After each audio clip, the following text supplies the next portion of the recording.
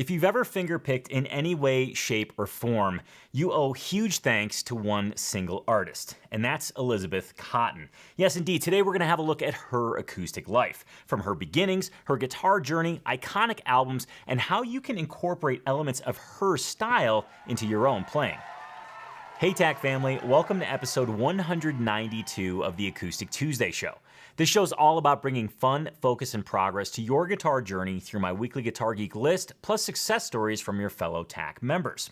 Do you ever find yourself at the end of the day just vegging out and watching TV? And then by the time you go to bed, you're feeling guilty that you didn't play guitar at all? Well, today you're going to learn how to avoid that. You're going to be meeting TAC member Jessica B., who's learned some valuable lessons about her routine. She's also going to share some tips with you on how to develop a routine and what to do when your routine looks less than ideal. Plus, your weekly dose of acoustic guitar news is bookended by folk powerhouses, one old and one new. And speaking of folk powerhouses, let's go ahead and learn about Elizabeth Cotten. Elizabeth Cotten is one of the most iconic folk musicians, period. And the funny thing is she never set out to become a well-known folk musician. She never set out to become an iconic folk musician. She simply just enjoyed playing music. She was born right around 1892 in Chapel Hill, North Carolina. And to me, the standout thing when it comes to her and her guitar playing is that she played a right-handed guitar left-handed with the strings upside down. And she played fingerstyle, which means that her index finger was responsible for playing the bass and her thumb was responsible for playing the melody. Now, this is completely backwards when it comes to the traditional approach of fingerstyle guitar, where the converse is true. Your thumb plays the bass and your index finger plays the melody. So if you see any footage of Elizabeth Cotten playing and you look at her picking hand, it's simply mesmerizing and mind-blowing. In fact, you're going to see some of that very footage a little bit later on today's episode. One of the other things that I think is a standout is that she's self-taught on guitar and banjo, which takes an insane amount of determination, especially at that time. Right around the 1900s, there was no online lessons, there was no YouTube, and there likely wasn't any in-person teachers at all. So as I mentioned, it took an insane amount of determination for her to teach herself how to play the guitar. In fact, it took an insane amount of determination for her to get her first guitar. I found an interview where she describes what it took, and it's pretty incredible. Here she is. When I went into her house, I started to work for her that day. And I worked for her until she left Chapel Hill. And she paid me 75 cents a month. Well, I didn't know 75 cents wasn't much money. It was a lot of money to me. I'd never worked before. So one morning she came in the kitchen, she says, "We're gonna give you more money." And she gave me then after that $1 a month. And I gave that to my mother and asked her to buy me this guitar. So she bought it to her sorrow. She didn't get no more rest. See, I was just doing this all the time. I couldn't play it, just making a noise. She stormed to me and tell me, she called me, babe, put that thing down and go to bed. I said, Mama, I'm learning a new song, and I won't learn no song because I didn't know one then. I didn't know no songs then. It's fascinating to hear how she saved up for her very first guitar and how infatuated she was with it, how excited she was to learn new songs, which makes it even more crazy to hear that she actually gave up playing the guitar because when she joined the church, they said, you can't play that kind of music anymore. So she actually stopped playing guitar until a very serendipitous, fateful moment. She was actually working at a department store, Landberry's department store, during the holidays. And a family came in and purchased some dolls, 2 dolls to be specific. And while Elizabeth Cotten was gift wrapping those dolls, one of the daughters of the family got lost in the department store. Well, Elizabeth Cotten actually found the daughter. And this family happened to be the Seeger family. Yes, Mrs. Seeger came in with her daughters, Barbara and Peggy's the one that got lost. Well, upon Elizabeth Cotten finding Peggy, she talked to Mrs. Seeger, and Mrs. Seeger said, "Hey, how long have you been working here?" And Elizabeth Cotten replied, "Not very long at all." And she said, "Well, if you ever want some work, here's my number. Give me a call." And I'll let Elizabeth Cotten go ahead and finish the story. I decided to give Mrs. Siegel a ring. She says, come right out. The same day I went out, she started me to work. And I worked for her 10 years. She was a folk singer, music writer. They had 2 pianos, guitars, banjos, mandolins, all kind of string music. Because that made me think about what I used to do, play a guitar a little bit in the banjo. So Peggy kept her guitar in the kitchen hanging. So when Mrs. Siegel go in to start her music, I'd get the guitar and go in the dining room, close the door so that I couldn't be heard. So I was in playing Freight Train. I was just playing it away. Peggy and Michael walked in. They said, well, Libba, we didn't know you could play a guitar. Well, there's nothing to say. I was playing the guitar. So Peggy says to me, what was the song you're playing? I says, Freight Train. She says, would you teach me how to play that song? I said, certainly. So from that, I started learning Michael and Peggy. What a crazy story so far. At a very young age, Elizabeth Cotten learned and played the guitar. She then quit for some time. She was working at a department store. While working at a department store, she met this family who she later worked for. That family was the Seeger family. Yes, folk music royalty. While working at the Seeger family's household, her love for guitar was completely reignited. In fact, the kids, Mike and Peggy, would request that she play guitar often, and the song that they would request was Freight Train. Elizabeth Cotten wrote that song when she was 12 years old. And I found this funny clip that I have to share with you. This is Elizabeth Cotten talking to a grade school class, and she was asked the question, can I be a professional folk singer? And here was her response. You want to become famous right away? Well, all I can say, you write you a song and sing it around like I did, and people hear you sing it, and that's what made me famous, that Freight Train song, and I never did think anything about it. Didn't know it was going to be that. Now I want to get into the guitar specifics of Freight Train. And before I take you into the studio and show you 3 elements of Elizabeth Cotten's style that you can apply to your own playing, I want you to listen to and watch Elizabeth Cotten play Freight Train, specifically her picking hand.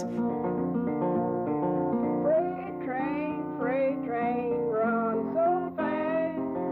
Freight train, run so fast.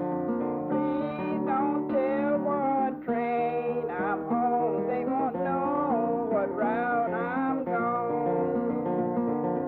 Now that you've had a chance to see Elizabeth Cotten play, let's dig into 3 elements of her style that you can bring to your own guitar playing. This is going to be awesome if you're brand new to fingerpicking, and this will be equally awesome if you've fingerpicked for quite some time and you're just looking for maybe a different perspective.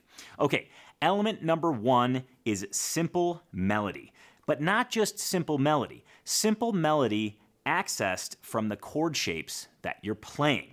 Yes, indeed, if you watch her play Freight Train, it looks like she's just playing chords, but she's pulling the melody from those very chords. It's one of the basic principles of fingerstyle, and Elizabeth Cotten does it so well. So let's go ahead and look at the basic melody of Freight Train played within the chord shapes that are contained in the song.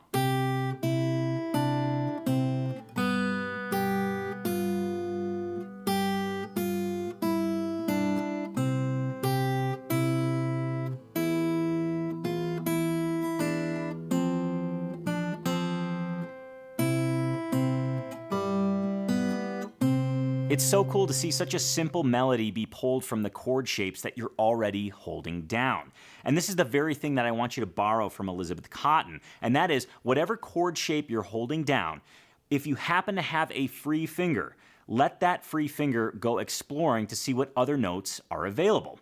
Case in point, the C chord, if you grab the C chord, your pinky is free. It's not fretting any strings. So you can actually fret the high E string with it or the B string with it.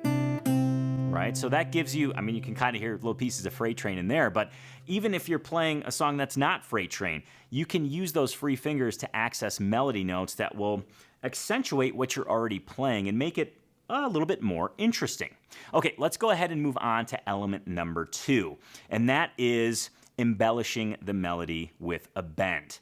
You can hear it in Freight Train, but you can also hear it in other songs that Elizabeth Cotten plays. One that comes to mind is the Wilson Rag. I believe it's in that song. But she bends the melody note just to kind of give it that little bit of emotion, that little bit of grit, that little bit of mojo, and it's highly effective. It's a simple, small move that really kind of makes the melody pop. Let's go ahead and have a listen, specifically over Freight Train, where it goes to an E minor.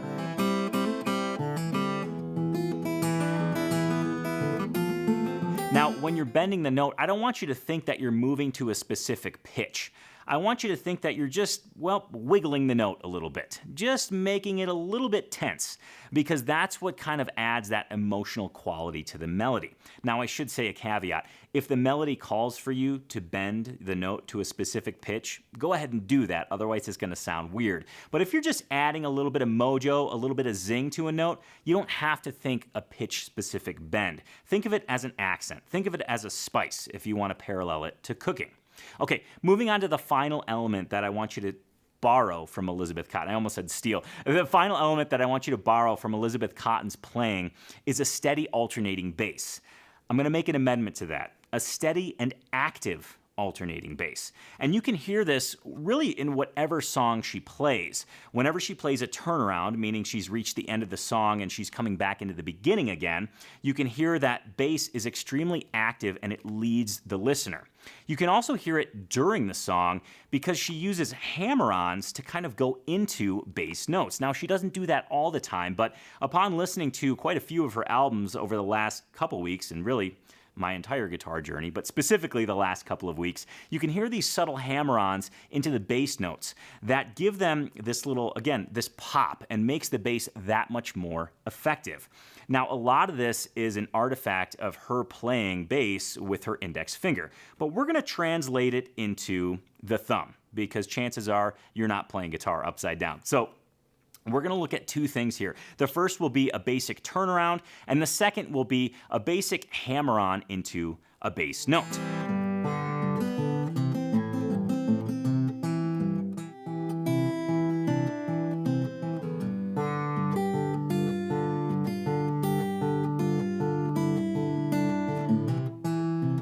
This is something that I think is quintessential Elizabeth Cotten, and when I refer to active bass, this is it. So essentially what she's doing is she's going from a C to a G chord back to a C in a turnaround fashion. And what she's doing is she's really driving the bass and making it interesting. So she's playing the bass note with her thumb, and then using her index finger or middle finger, whichever you happen to be using, and kind of playing another string of the chord. Now I'm choosing to play the B string here. And what she's doing is she's alternating the two. She's playing the bass, and then a treble string, and then the bass, and then a treble string, and then a bass, and then a treble string, and then a bass, and then a treble string. Now, it sounds weird when I play it slow, but when you play it in time, it's a great way to kind of catch the listener's ear and kind of let them know, like, hey, I'm actually starting the song again right now. So another awesome tip we can borrow from Elizabeth Cotten. Those turnarounds are signature to her style, and I would urge you to listen to any of her songs. And when it comes around to go back to the beginning, she seems to always have an interesting turnaround that has a steady and active bass. Okay, the final thing I want to have a look at is that hammering on into a bass note. Now again, she doesn't do this all the time, but it's a great way to kind of jump the bass and make the bass stand out. So all you're doing is as you're playing a bass sequence, when you move to the next chord, you jump the bass. So if I'm counting, it's 1, 2, 3, 4, and 1. So your thumb is going to activate on the and of 4, and the hammer-on's going to land on the 1 beat. It's a little bit weird to get used to for the picking hand because we're so used to playing the thumb only on the quarter note, only on the downbeat. This is where I refer to jumping the bass, meaning we're playing on the and of 4, but landing the note on the 1. Don't do this all the time. I guess you can do it as much as you want, but if you end up doing it all the time, sometimes the one is hard to find and it gets buried. And the one, that downbeat, is really significant to fingerstyle music. But if you want to add some panache, again, if you want to make that bass note stand out and kind of jump it a little bit, this is a technique that you can do that really does make the bass stand out. And again, know that it's borrowed and rooted in Elizabeth Cotten's playing. We've talked quite a bit about Elizabeth Cotten, and there's one more thing I want to leave you with, and that's a list of recommended albums. Albums that I believe you should own. Period. As an acoustic guitar geek, you need these albums. Let me go ahead and run down the list. The first one is entitled Freight Train and Other North Carolina Folk Songs and Tunes. This was originally released in 1958, and the reason you need to own this album is because it's quintessential Elizabeth Cotten. But there's two bonus reasons. Number one is there's this element of sweetness because she recorded this album at her home while she was playing to her grandchildren. How cool is that? Here's the second cool thing. The person that recorded the album was Mike Seeger, the kid she used to babysit, the kid that she taught guitar. How cool is that? Moving on to the next album, it's entitled Shake Sugaree, and you simply need this album because it's an expansion of Elizabeth Cotten's recorded materials. And the third album that you absolutely need, and I stand firmly with this recommendation, is her live album released in 1983. There are 3 reasons that you need to own this album. Number one, it won a Grammy for, hold on, let me get this right, the best ethnic or traditional recording. The second reason you need to own this is because it's her last live recorded performance before she passed away in 1987. And the third reason, probably the most important reason, is because, yes, it contains all the awesome tunes. Yes, her playing is amazing, but in between songs, she tells stories. And to me, that is where this album shines. So yes, indeed, those are 3 albums for you to continue your Elizabeth Cotten education, if you will. Now, with that being said, I do have a question for you. How did you like this format? Did you like going deep on a singular, iconic artist? And if you dug this format, what are some other artists that you want to learn more about? Maybe learn more about their life, but also their guitar style. Go ahead and leave your answers in the comments below. One of the worst feelings for any guitar geek is the guilt associated with not playing your guitar. And the way that it manifests is this. You finish a busy day, you've got a little bit of free time, so you click on the TV and then you go to bed. But before you fall asleep, you think to yourself, gosh, I had all that free time at the end of the day. Why didn't I just play guitar for a little bit? And to me, the answer is pretty easy. You didn't play guitar because you didn't have a routine to reinforce the guitar as a priority in your life. And this exact scenario was true for TAC member Jessica B. Here's what her life looked like before she implemented a guitar routine. So before I had a guitar routine, I had been trying to play since I was 8 years old, 8 or 9 years old. And I never really progressed. When I was a kid, I had a horrible guitar teacher that kind of ruined it for me. And as I kept trying as an adult, I just couldn't get to a place where I could have any consistency. I'd learn like a couple chords, but I didn't understand how to do transitions. I didn't really understand how to strum properly. And I wasn't into being consistent. It wasn't a priority. So now that you've heard from Jessica and what her life looked like before she had a guitar routine, let's fast forward and see what a guitar routine has done to improve her life. Here she is. So implementing a guitar routine has helped me immensely. I have 2 young kids, and so it's really easy for me to find at least 10 minutes in a day rather than like a half hour or an hour. I can at least find 10 minutes. There's always 10 minutes somewhere. So that's been really great. I've been able to see improvement, which is for me a big deal. I like to see results when I try something. And so it's been nice to go from, knowing just a chord or two to being able to actually do some of the daily challenges and be successful at them. It is a great motivator for me to continue. And it's helped me realize what things are important in my life in general. I've had to prioritize guitar over other things that I would normally have done, like vegging out in front of the TV, playing video games. You know, my goal is to play every day for at least 10 minutes. And so that might mean that I don't get to do the thing that I was looking forward to doing in the evening. And instead, I get to spend time playing the guitar. And that's fun for me too. And it brings me closer to my goal of being able to play for my family. Yes, a simple guitar routine consisting of playing for a minimum of 10 minutes per day leads to consistent and regular progress, something that every single guitar geek needs on their guitar journey. So you're sitting there thinking, okay, I get it. If I don't have a routine, it's chaotic, it's random, not a lot of progress. Once I have a routine, I get daily progress, and that's awesome, but how do I start a routine? Or, my routine's not super awesome, what can I do to make it better?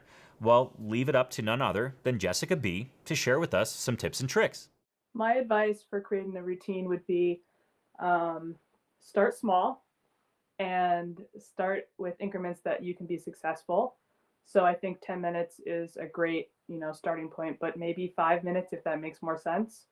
And plan ahead.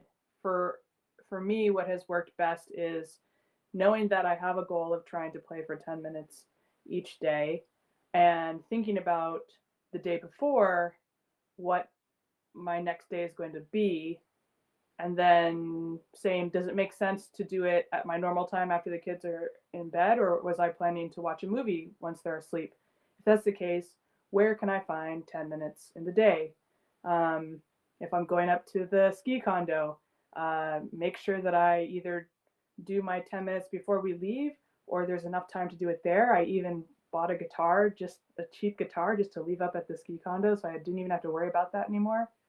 So just thinking ahead and planning out the day before has been really successful for me. And then also just being kind to yourself. Some days you may not hit that goal, and acknowledging that sometimes life gets in the way, and just try to do it again tomorrow. And if you have to cut it down to 5 minutes, if you have to cut it down to just picking it up and strumming the guitar once or twice, just anything to be successful for just a small increment of time. And when you start having fun, next thing you know, you're going to be practicing for an hour and realize that it's time for bed, and you've been doing this for an hour and a half. So that is my advice. Have fun and make the increments small enough that you can be successful. So awesome to hear from Jessica and how her guitar routine has had such a positive impact in her life.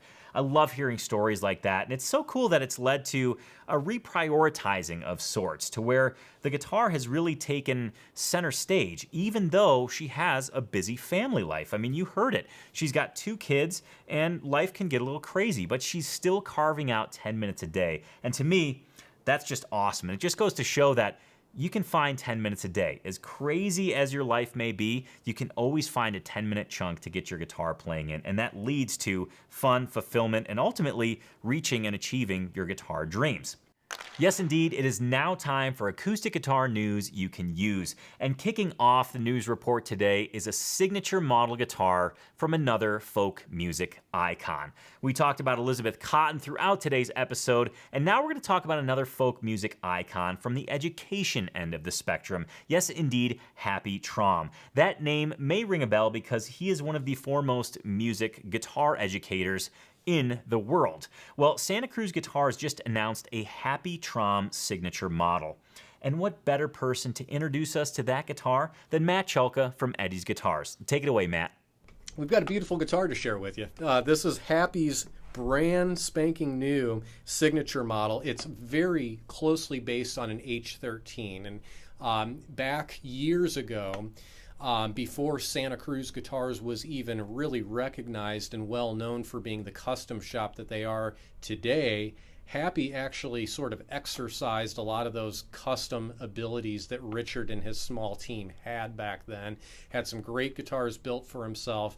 And to commemorate their relationship and Happy's career, they thought, let's build him a signature guitar based on sort of a culmination of a few guitars that were built by Santa Cruz for him over the years. And the H13 being one of his favorite models, they thought that was a perfect platform to start with.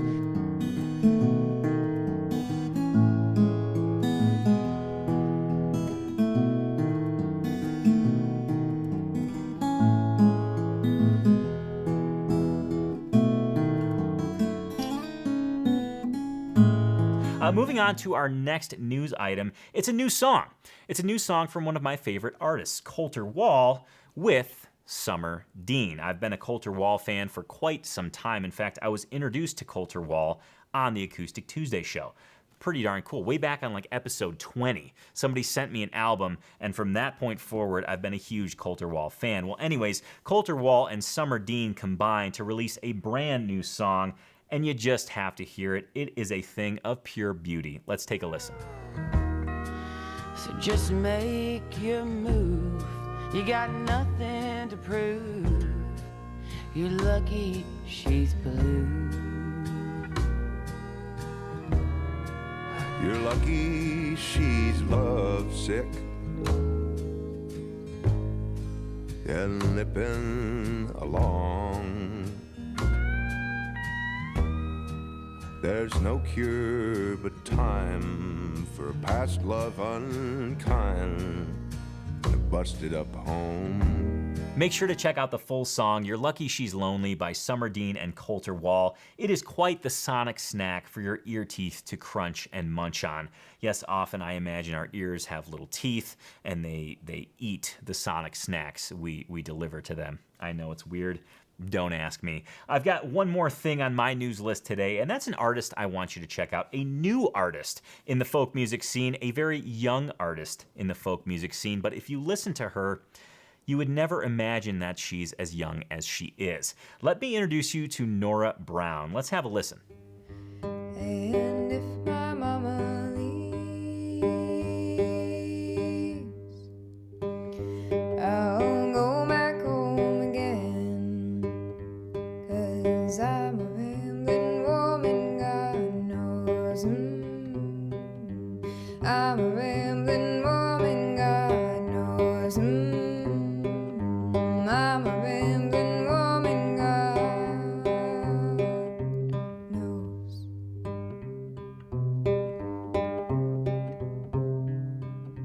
What a phenomenal artist and wise well beyond her years. She's only 15 years old. Norah Brown, ladies and gentlemen, what a phenomenal, phenomenal artist. We've mentioned quite a few phenomenal folk artists today. Phenomenal folk artists, that's kind of a tongue twister.